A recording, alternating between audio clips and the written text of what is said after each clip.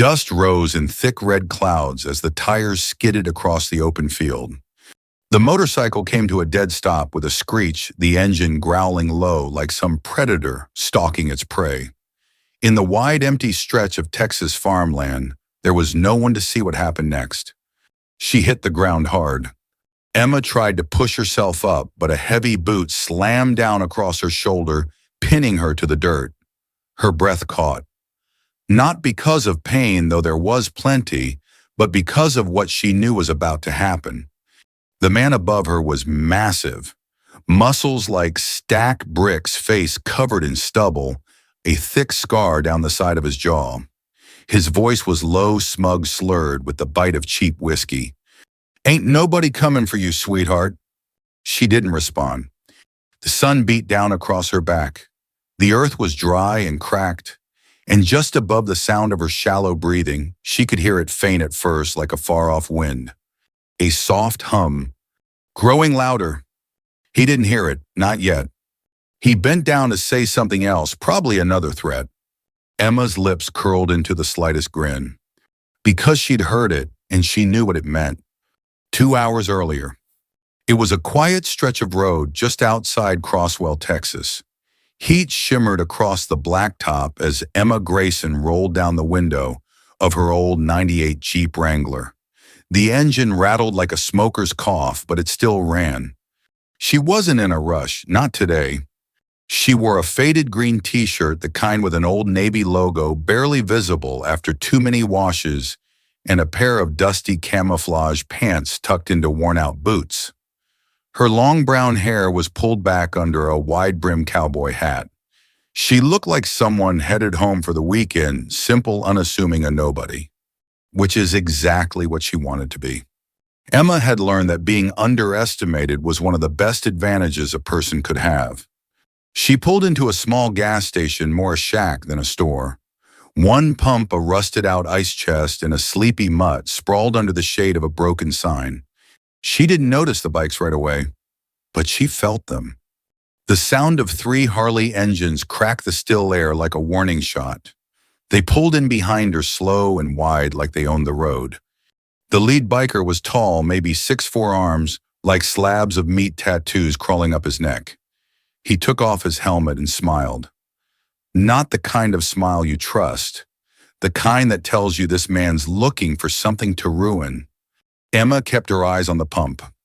"Nice Jeep," he said. "Didn't expect to see a pretty thing like you driving one out here." She said nothing, just replaced the gas cap. He stepped closer. "You lost or something?" Emma looked up just enough to meet his gaze. "No." He smiled again, this one wider. "Well, ain't that a shame?" She walked back to the driver's side, calm, collected. Before opening the door, she reached up and touched a silver star-shaped pendant hanging from her neck. Just a quick press of the thumb against the center. To anyone watching, it looked like nothing. But it was something. She started the engine and rolled out without looking back. But she knew they'd follow. And they did. First at a distance, then closer, like hyenas circling. Emma didn't speed up. She didn't swerve. She drove with steady hands, steady breath. Until the lead biker pulled up beside her and made a move to cut her off. She swerved just slightly and veered off the main road onto a dirt path lined with broken fences and scrub brush. They whooped and hollered behind her like it was a game. They didn't know they were chasing someone who'd been trained to turn fields like this into hunting grounds. She let them follow. For 5 full minutes, the dust trailed high in the air, and her Jeep bounced along the uneven dirt until finally she let it stop. Wide open space in every direction. No trees, no shelter, just sky and earth. The bikers slowed down, grinning, closing in. Emma stepped out of the Jeep and waited. They thought she was cornered. They were wrong. The leader stepped off his bike, laughing like it was all a big joke. He walked toward her with the swagger of a man who'd never paid for a bad decision in his life. "You run out of gas, princess." Emma didn't answer. He shoved her hard. She stumbled, landed on one knee. Before she could stand, he was on her. Kicked her in the side, then stepped down, pressing her into the dirt. That's when the sound came. soft at first, but rising, a deep mechanical thrum, carving through the air like thunder in reverse. She smiled again, because she knew what came next. Her name was Emma Grayson, 27, quiet, strong, the kind of woman who kept her past folded and locked like a military flag in a wooden case. To strangers, she looked like a traveler, maybe former army, maybe just a tough ranch girl raised on hard land and harder rules. No one out here in the back roads of Texas knew who she really was. And that was exactly how she wanted it.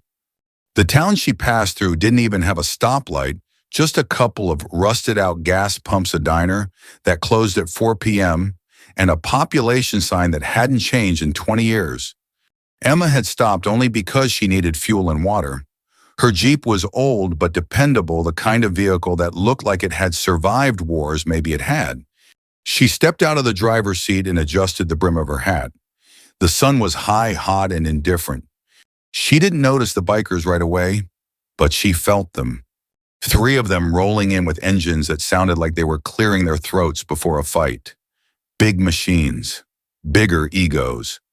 The lead biker had broad shoulders, mirrored sunglasses, and a leather vest with a patch that read, "Hell Judges." Subtlety wasn't in their vocabulary. They parked close, too close. One of them whistled as Emma filled her tank. "Where's a lady like you headed?" he asked, voice slick and slow like oil on hot pavement. Emma didn't respond. She focused on the numbers ticking up on the pump. The man chuckled. "Oh, come on, we're just being friendly." Another one leaned on his bike and grinned. "You military." Emma finished pumping, capped the tank, and turned just enough to meet his eyes. Her voice was even. No, she wasn't lying. Not anymore. "Just a drifter," the lead one asked. "All by yourself out here?" She stared at him. "Don't push it," she said, calm, unshaken. That made him laugh.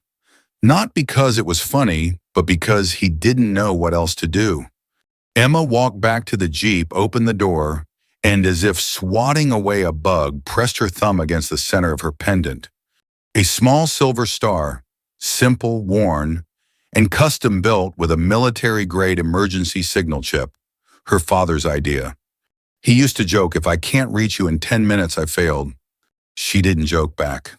10 minutes later, she noticed the bikes in her mirror. They didn't follow right away. They waited. Let her drive a few miles out of town first, but then they picked up speed. 2 behind, 1 beside her. Close enough to be a message. Emma kept her hands on the wheel, her breathing steady. She didn't change her pace, didn't glance at them. Her eyes stayed on the horizon. They were testing her, playing with her, like animals circling something they didn't realize was armed. She turned off the highway. Not fast, not like a panic move. Just a right turn onto an old service road that cut through the open fields. They followed. She let them. The dirt path wound through acres of dry grass and scattered fences, half collapsed from time and wind. The bikers whooped behind her, thinking they were in control. Then she cut the engine. Dust still hung in the air as she stepped out. No words, no expression. She stood next to her Jeep in that empty field like a scarecrow someone forgot to fear. The bikes came to a stop about 20 feet away. One of them revved his engine for effect. The lead rider stepped down, helmet in one hand, smirk glued to his face. He sauntered toward her like he'd done this before, and maybe he had. Emma didn't move. He got in her space, close, too close. "Game's over," he said. Emma didn't flinch. So he shoved her. She stumbled, caught herself. Then he kicked her knee out from under her. She felt dirt biting into her palms. And then the boot, heavy and deliberate, pinning her down. He leaned in just enough to whisper something nasty. But Emma wasn't listening, because there it was, the sound she'd been waiting for. A low thrum rolling over the horizon like a forgotten drumbeat. Faint but rising. Helicopters. Big ones. And coming fast. She smiled. He didn't see it, but he would. Very soon. The biker didn't move at first. He had no reason to. The girl was beneath his boot, the field was empty, and the sun was still high in the sky. To him, the world hadn't changed. But Emma knew better. The sound grew louder, a low mechanical thumping that echoed through the dry Texas air, bouncing off the cracked earth like thunder from above. The biker furrowed his brow and finally glanced up. What the hell? In the distance over the tree line, a shadow crept across the sky. Then another, twin rotors slicing through the clouds. Black shapes with sharp edges like vultures made of steel. Two Blackhawks. The biker stepped back, blinking against the glare of the sun. The two other riders behind him stood up straighter, confused. One of them even took off his sunglasses like that would help him make sense of what he was seeing. Emma rolled to her side, wiped the dirt from her cheek, and sat up slowly. Still calm. Still in control. The helicopters came in fast. Not military parade fast, real fast. Mission fast. Dust exploded upward as they approached, creating a storm of noise and grit that swallowed the field. The sound was deafening. Trees bent, grass flattened. The bikers staggered backward, arms up to shield their eyes. Then from the underbellies of both birds, men dropped. 12 of them. 6 from each chopper, ropes unfurling as their boots hit the ground in perfect formation.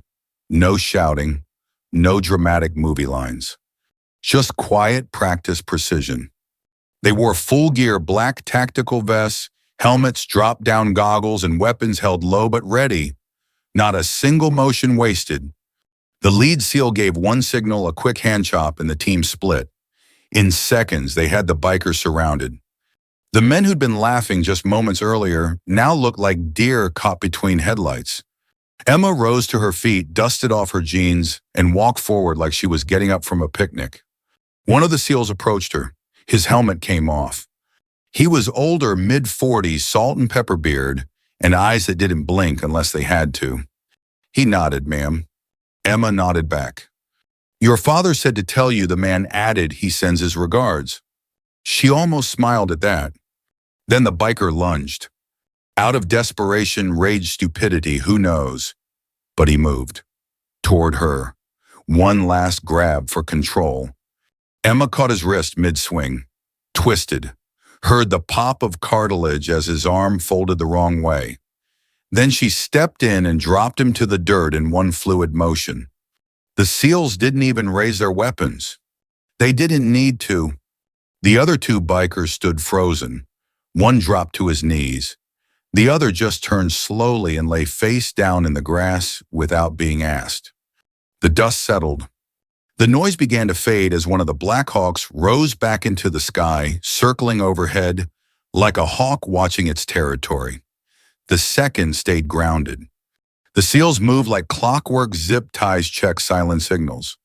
Emma walked back to the Jeep and leaned against the hood, breathing slow and steady. The sun hadn't moved much since the start of all this, but everything else had. The lead SEAL came back over. "Your call if we press charges." Emma looked across the field at the bruised egos and twisted wrists, the dust, and the fear now coating the ones who thought they were wolves. "They're not worth the paperwork," she said. He nodded. "Copy that." She opened the back of the Jeep and reached for a canteen. One of the SEALs approached. Younger guy. Still had that clean, eager look about him. "Ma'am, if I may ask," he said, voice careful, "how'd you know we were close?" Emma unscrewed the cap, took a long sip, then pointed to the pendant around her neck. "My dad gave me this," she said.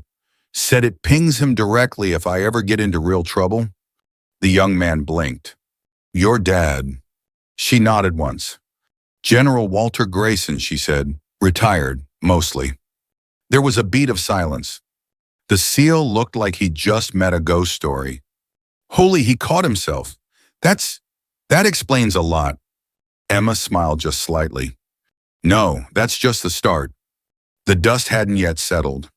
One of the Blackhawks remained overhead, circling slowly, its rotor blades cutting the air like some mechanical guardian angel. The steady thrum, thrum, thrum of the engine pulsed across the field, deep, rhythmic, calming, if you knew what it meant.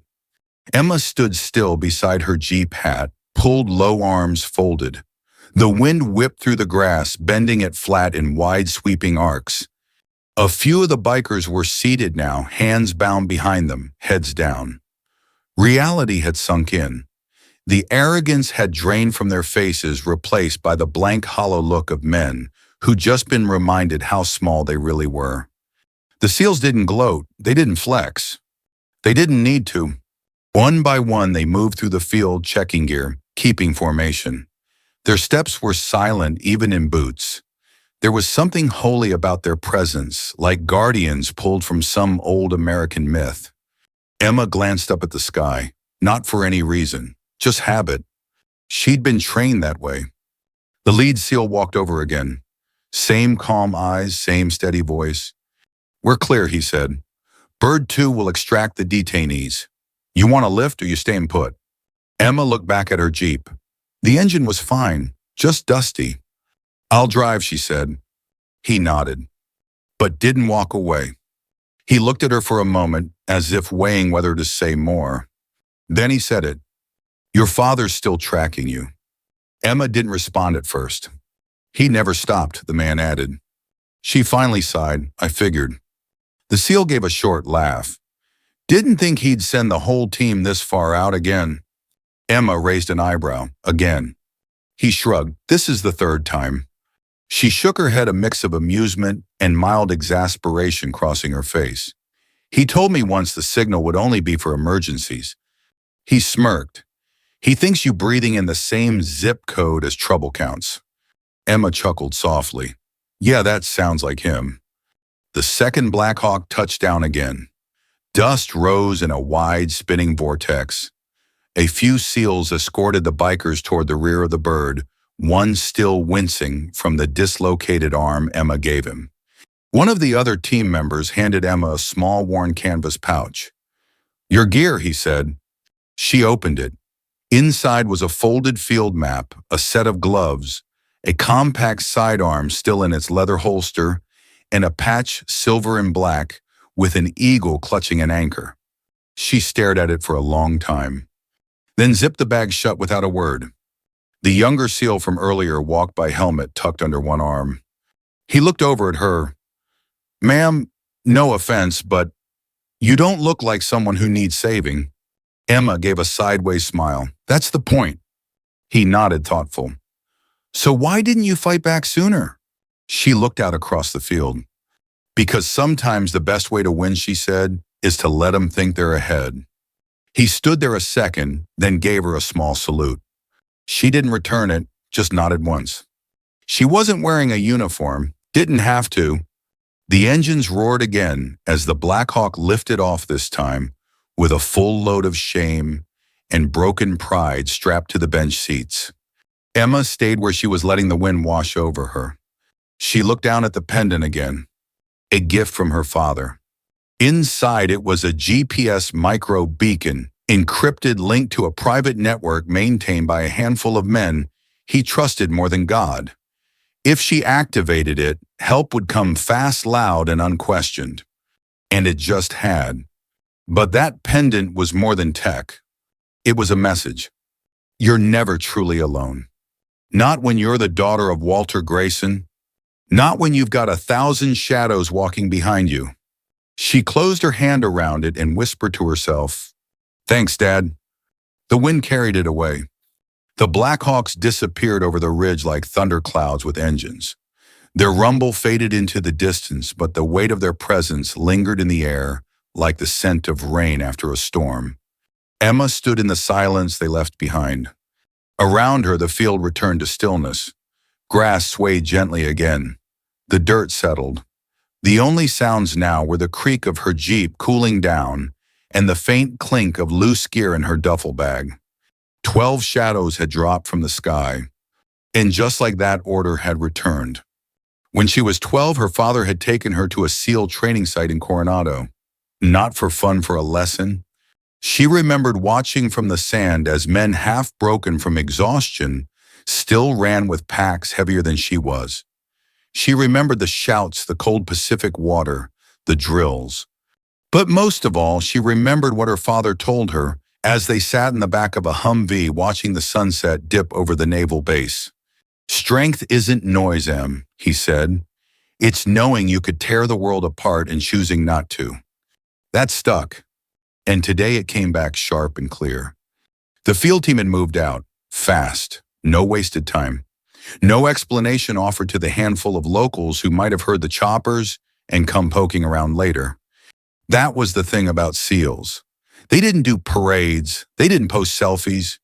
They came, they handled, they left. 12 men. She didn't know all their names. Probably never would. But they moved like she remembered from her time in the service. Not just with discipline, with instinct. Each knew where the others would be, where their weapons pointed, how to close off angles of escape without raising a voice. It was like watching music written in muscle and motion. And when it was over, they left behind no trace except for footprints and a few broken egos. Emma sat on the hood of her Jeep watching the horizon. She didn't feel victorious.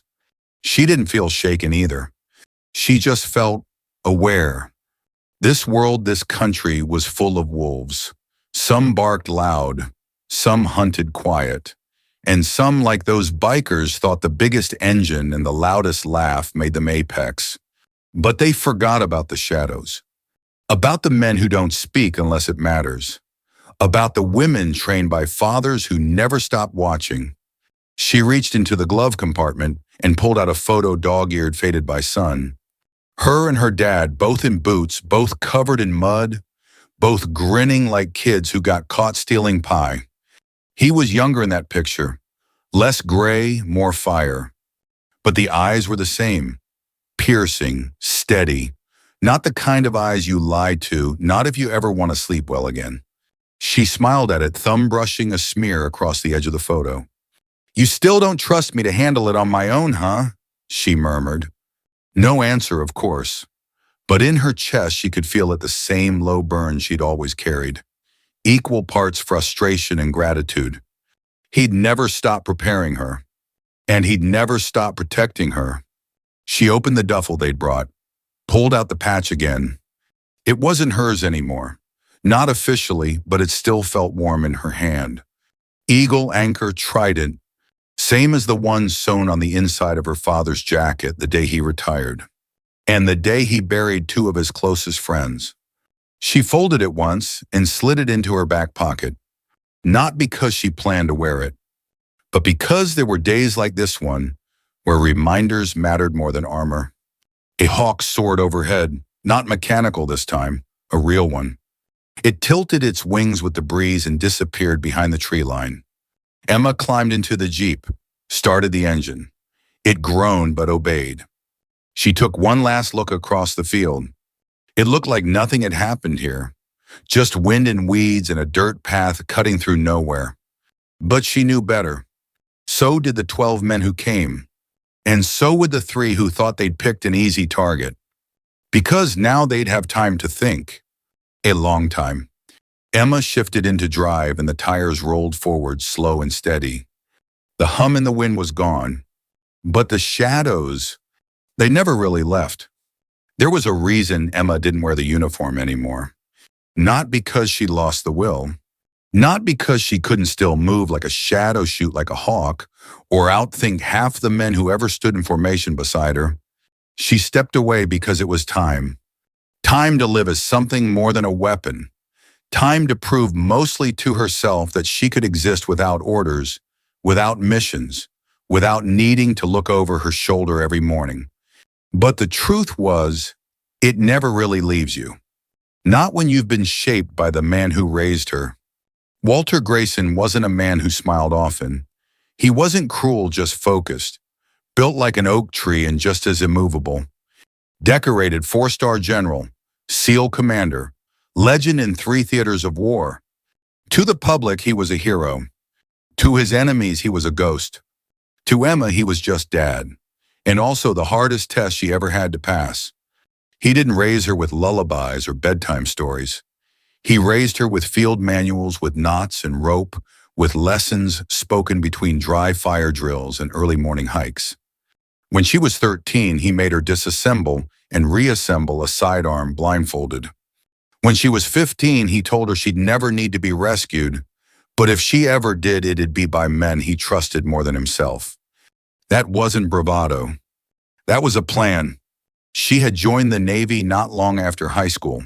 It wasn't a surprise to anyone who knew her.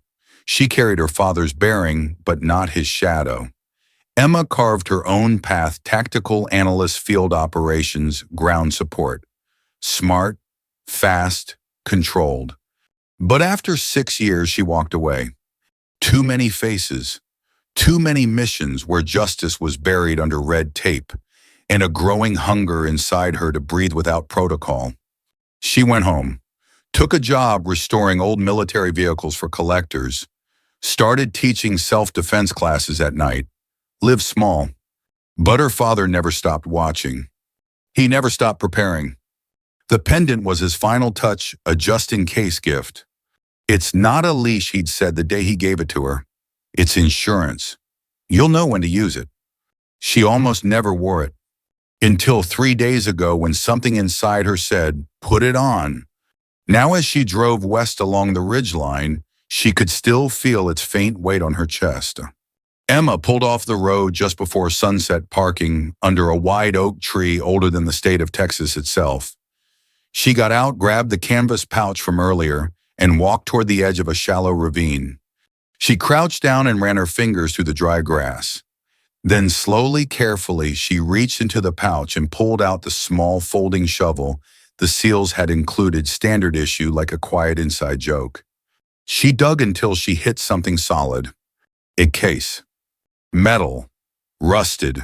Marked with the initials WG. She hadn't been back here in years.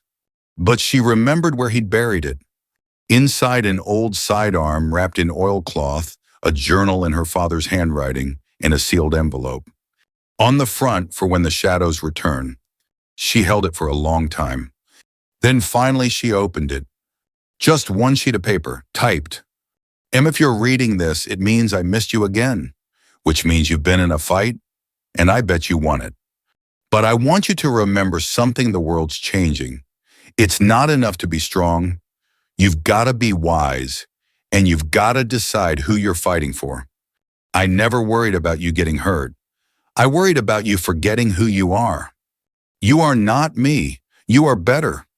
And if the world ever tries to remind you of what you were, you show it what you've become. Love you always, Dad. Emma folded the letter with care. Her hands trembled, not from weakness, but from weight. The weight of memory, of legacy, of knowing she still had work to do. She didn't need the old sidearm, not now. But she kept the journal and the envelope. By the time she got back to the Jeep, the sky had turned golden, that rare hour when everything looked softer than it really was. She slid into the seat, started the engine, and let the moment sit in her bones a while longer. Whatever came next, she wasn't just ready. She was rooted. Because she carried more than just training. She carried the quiet fire of her father's love and the respect of 12 men who came without question. She carried the legacy of Walter Grayson, and now her own. The sun had begun to dip behind the hills, casting long shadows over the back roads of Texas. Emma's Jeep moved steady along the gravel tires, crunching beneath her like the slow tick of a clock winding down. The wind had calmed. The heat had broken. The land for a moment felt at peace. She glanced in the rearview mirror. The road behind her was empty. The kind of quiet that only comes after something loud. Back in town, folks were already talking. A few had heard the choppers. Some saw the dust clouds rise like miniature storms. Sheriff's Department got a call about some kind of military exercise, but by the time they rolled up, there was nothing left. Just 3 cuffed bikers in the back of a parked van and one printed message tucked under the windshield wiper. Local authority, detain and process. Military oversight cleared. WG. Nobody had to ask what those initials meant. They'd heard the name before. Walter Grayson. At a roadside diner 50 miles west, Emma stepped out of the Jeep and walked in like she hadn't just dropped 3 men to their knees without raising her voice. She sat at the bar, ordered coffee. The waitress, maybe 60 with peroxide hair and a voice like gravel, gave her a curious look. "You from the base?" she asked, nodding toward the faded navy tee Emma wore. Emma paused, then smiled politely. "Not anymore." The woman shrugged, poured the coffee, and moved on. She sipped in silence. Behind her, a young man sat down at a booth, fidgeting with his phone. Two truckers argued softly over college football. Somewhere in the back, someone fed coins into a jukebox and played a Willie Nelson song older than anyone in the room. And Emma just sat there, calm, unassuming, invisible. That was the real power of it. She could vanish in plain sight until someone made the mistake of pushing her. She didn't need revenge. She didn't need to file charges. Those men, the ones who thought they were predators, would live long enough to remember what fear tasted like. They'd remember the sound of those rotors. They'd remember her standing up from the dirt, unbothered, untouched, with the strength of 12 shadows behind her. And they'd tell the story, even if no one believed them. Even if the world laughed it off as a drunk man's exaggeration, somewhere deep down they'd know. They had stepped on the wrong girl. Emma finished her coffee, paid in cash, and tipped well. Always did. Outside, the wind had picked up again, carrying with it the scent of mesquite and distant rain. She stood there for a while, one hand resting on the Jeep's doorframe, eyes scanning the horizon, like it might whisper her next direction. But it didn't. And that was fine. She didn't need a mission, didn't need a map. She had her compass, right there in her chest. Still ticking, still sharp, still her father's daughter. As the sun dipped low and turned the world gold, Emma Grayson climbed into her Jeep and drove away. No medals, no headlines, just a trail of dust and a story that would outlive everyone who ever tried to tame her. Because some girls fight back, and some carry empires behind their eyes.